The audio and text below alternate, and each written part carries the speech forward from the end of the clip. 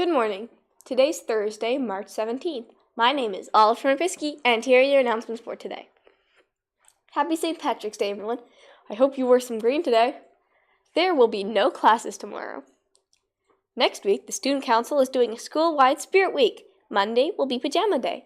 There will be daily best dress prizes. Groups will be the same as last time. For example, K to 2, 3 to 4, 5 and 6, 7 and 8, 9, 10, 11, and 12, and staff. Next Friday, we will have grade wars. The whole week should be a blast. There will also be a staff versus student hockey game on the 24th and grade wars on the 25th. Stay tuned for more information. There will also be a staff and student basketball game starting on Friday, March 25th, starting at 12:10. If you are a grade 9 to 12 student who would like to play in this game, please sign up in the sheet by the gym. In Intramurals Basketball today, for grade 7 and 8, it's Make It Rain versus Block City, as well as Space Jammers versus Swiss Tactic. In senior years, it's Staff versus Shooters, and we're done playing EP3s. There are no 5-6 games today. March Madness Basketball is right around the corner. If you would like to create the perfect bracket, grab a yellow March Madness bracket sheet and hand it into the office today before 3:30 p.m. today. It's that time of year for our students in grade 8 to 11, next year's grade 9 to 12, to select courses for the year 2022-2023 school year. Miss Idle is working through her presentation tour of the students. Mavericks spring training continues. Sessions for girls and for boys are today at 3:30. The Mavs Wear online clothing store is open for clothing orders. Get your Mavs Wear and look sharp, as this is your last chance to order this school year. The store will be open until Friday, March 25th, just before spring break. A link to the website and to sizing is available in the information part of this video. Get your more school yearbook order forms on our school blog. Link is available as well in the information section of this video. Grad Photos will be held tomorrow with retakes offered on April 22nd. There will be a student council movie night today in the theater at 3:30. Come directly after school and watch Ray and the Last Dragon. Admission is only $2. Snacks will be available to purchase as well. Kindergarten registration is now open for the 2022 to 2023 school year. Forms can be sent to dleblanc@rvsd.ca or brought to the school. Physical copies are also available as well in our school. Please call to inquire 204-746-2612. And now we bring you a story from CBC Winnipeg. Sabrina Janke, who graduated from our school in 2012, and her friend Alex Judge were interviewed a couple days ago about their about Assiniboine Park.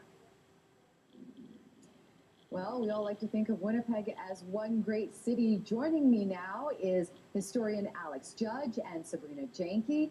Thank you so much for joining me today. Yeah, thanks so much for having us. Thanks. Alex, I want to start off with you. Why did you decide to take a look at the history of Assiniboine Park? Yeah, well, I think we love to focus on bits of history that are in some ways really well known to people. Like, everyone knows that Assiniboine Park is there, but the history itself isn't necessarily all that well known to people. So those are the things we like to highlight. Now, Sabrina, tell us a little bit more about the park. Why was it built and when was it built? The Assiniboine Park was built in 1908. It was part of a push from the city to create a place in Winnipeg where people could go and be outside and relax and not be near sort of the hubbub of modern technology, essentially.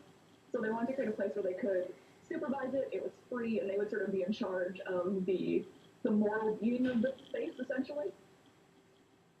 Sabrina, I understand that there were actually some rules that people had to adhere to at the time at the park. What were they? Yeah, there were a number of rules. No spitting, no swearing, no loud talking, no gambling, no food sales outside of the pavilion, and then no smoking inside of the pavilion. Sabrina, do we know why there were those kinds of rules that were in place for people at the park? I think to maintain kind of like a spirit of like peace and tranquility in the area. It would be a little less relaxing if you're going for a stroll and someone's spitting and swearing. Trying to control that space, I think, was the goal. Yeah, interesting. Alex, I understand that there's a story behind the pavilion. Everybody who's been to the park has seen the pavilion. What can you tell us about what happened to it? Yeah, so the original pavilion, which is not the one we have today, was built around about 1908. It was designed by J.D. Atchison, who was a pretty famous architect, and visually it was really nice. It became a real social hub. Unfortunately, it was built quite cheaply and out of wood.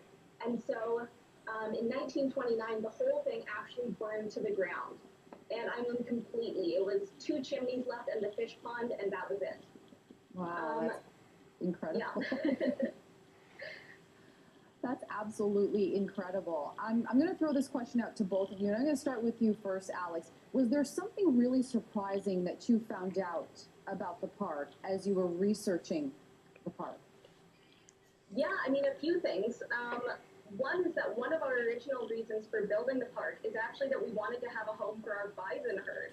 So the bison that we have at the zoo, we actually had before there was even a zoo, which I think is really fun. What about you, Sabrina? Was there anything that really surprised you about the history of the park? I think, it's a good question. There's a lot of like smaller anecdotes that Alex pulled out when we were researching. I know one of the ones that I was thinking about and wanted to talk about too was when the original pavilion burned down, the safe inside the building was so hot they just couldn't touch it for 2 days. So it just sort of had to sit and wait to be opened until the metal cooled off. Wow, that is absolutely fascinating. Alex and Sabrina, thank you so much for joining me today. Thanks so much, Marjorie.